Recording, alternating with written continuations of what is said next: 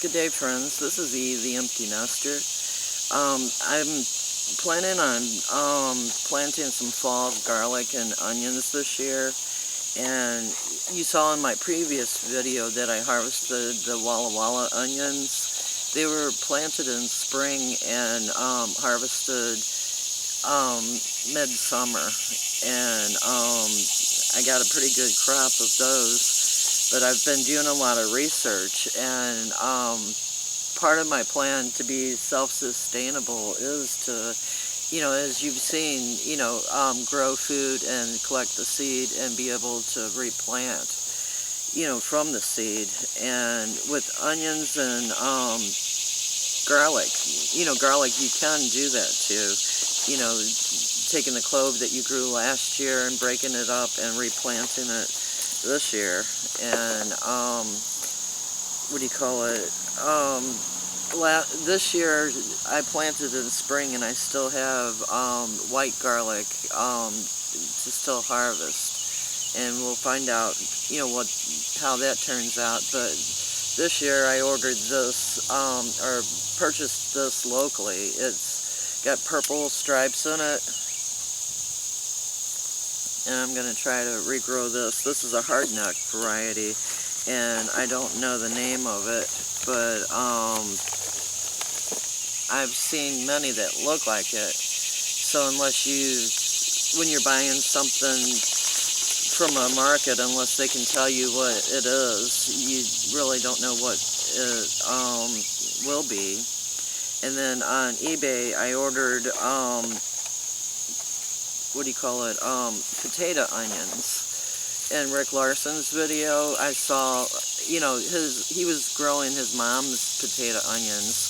Potato onions are kind of like the beginning of onions. What, our ancestors or parents or someone used to grow, and then they would pass them on to their kids and their kids and their kids. Some people are lucky enough to have, the starts from ancient onions, you could say. And these are sometimes called multiplier onions, because what happens is, like when you're buying bulbs, this one looks like a little bulb set that you would buy in the store and plant this year. And you plant it the same way, put it in the soil and plant it up, about like this. And then as it grows, take the soil back some so the bulb gets bigger.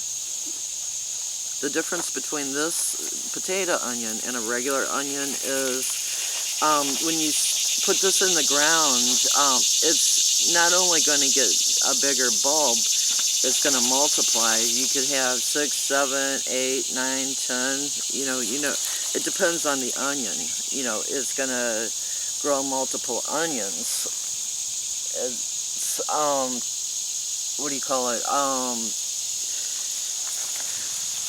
not as sweet as our commercial onions from what I've read, but I've never, actually, this is my first experience with these onions, so I'm bringing you along to learn with me, and I'll share the knowledge. And when looking online, everything was that I could find. There was only a few places you could order potato onions, and they all ship in the fall. And I got this one on eBay from Canada, and the postage was more than the product. But the reason I got this one was because in the United States, all the onions are yellow onions like this, and there I found a white multiplier potato onion. That one was kind of drying up, but there's a red potato onion. So I've got red, white, and yellow ones, to try from. And you see how they're kind of shrinking up? More than likely they're this year's stock that have been out of the ground where they should have been planted all summer. So I'm at risk of them not doing well if I don't do something with them right now. The thing is, I've read too, if you plant these too early, that they'll stop and grow, stop and grow, stop and grow. it is best to plant them in October, November, December, and harvest next summer. And for right now, I'm going to take some of these and put them in the refrigerator in cool storage to save them till September, October to plant them. And I'm going to plant them in different areas of the yard because, as you know, we've had a ton of rain this year, and I don't want to take a chance on losing the whole crop. So, you know, by planting them in different areas, I'm for sure able to keep some of them. If you take a closer look at the multiplying onions, you know, see the deterioration on them. And then that one is not good. This one is pretty much close to dead.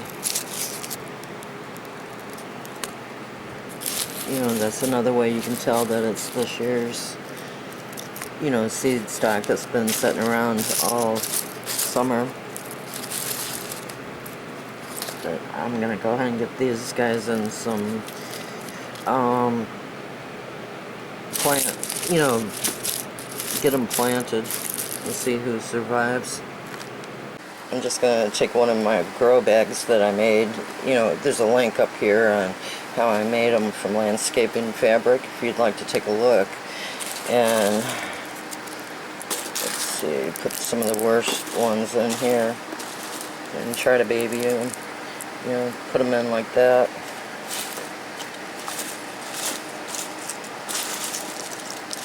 This one's pretty bad. See, this is the root end, and that's the green end.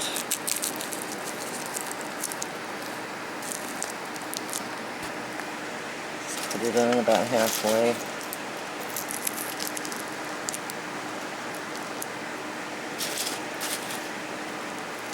And then once they start going, you know, I'll go ahead and put them outside. I really love these bags. This one's pretty shriveled.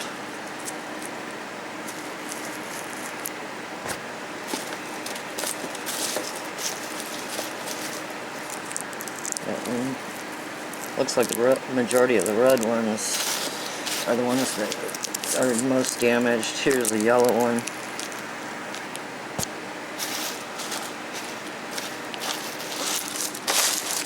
That one's starting to wilt.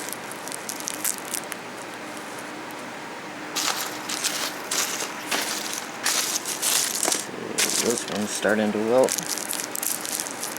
or shrivel. That's all I'll put in the bag for now. I'll have, you know, a container of water underneath of it, wicking moisture up on it, and see if I get these guys growing.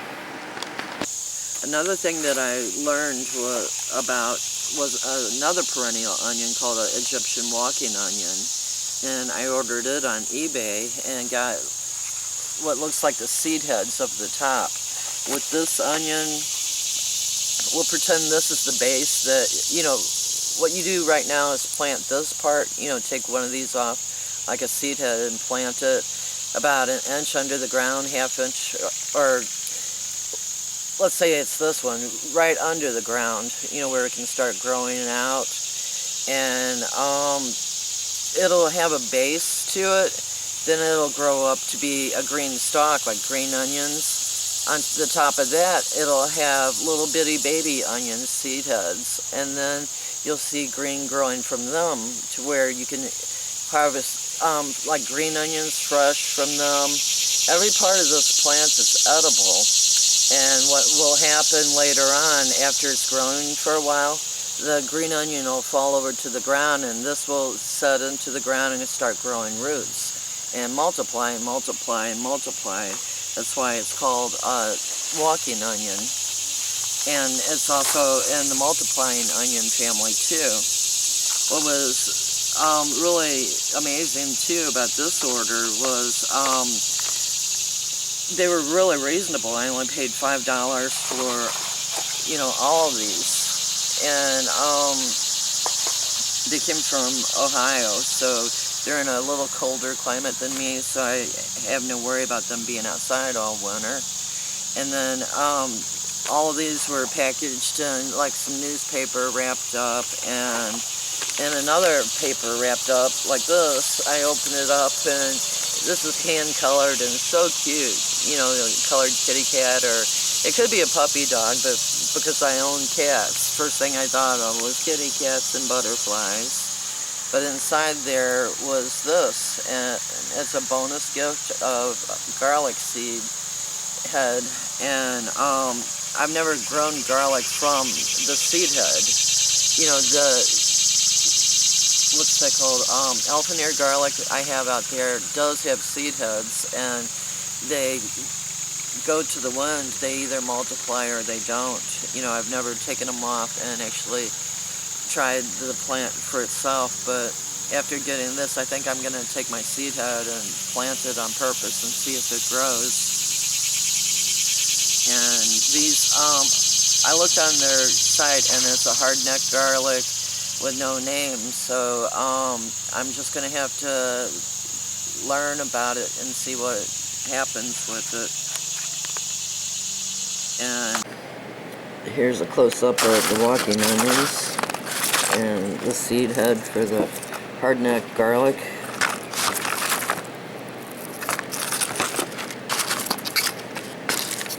The seed head for the walking onions, and probably the base of the walking onion. And then the garlic, you know, I don't know if you can see the purple in it. And this is how you can tell it's a hard-neck garlic from this bulb. See how it comes up through the center, and then all the everything goes around it. Let's see if I can find what I pulled off. Get my perennial garlic. The seed heads have already started drying up, and it goes over into the ground, and I could actually dig up the bulb and use it right now. It's ready to harvest. But for right now, I'm just going to take the seed heads off and try to plant some on purpose this time, instead of, you know, letting them, you know, more than likely, if we never cut this grass, it would be full of garlic. But this plant, here's another seed head. This plant is been in my garden for years, and what I usually do is just dig it up and replant it in another spot and multiply it that way. You know, I've never grown it from the seed head before. I just let nature take its course and let it multiply on its own. I think I'll go ahead and add this to it. This is the first year from actual little seeds. I planted these 2 onions, and have been letting them grow. You know, as you can see from the bottom, you know, it's a tiny base, so these are possibly a green onion, and, you know, I could go ahead and just cut the tops off and eat the tops and let them continue to grow. And if I left this in the ground, it can, you know, produce seed heads next year that I can multiply into more of this type. I'm going to start looking for more perennial plants, you know, things that will, you know, just live in my garden and multiply and multiply.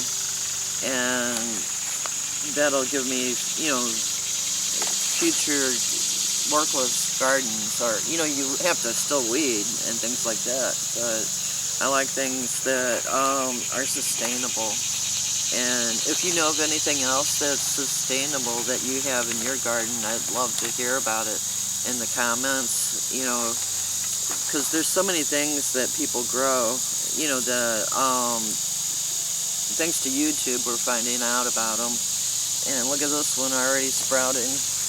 This one I need to get in the garden today and let it go ahead and get going.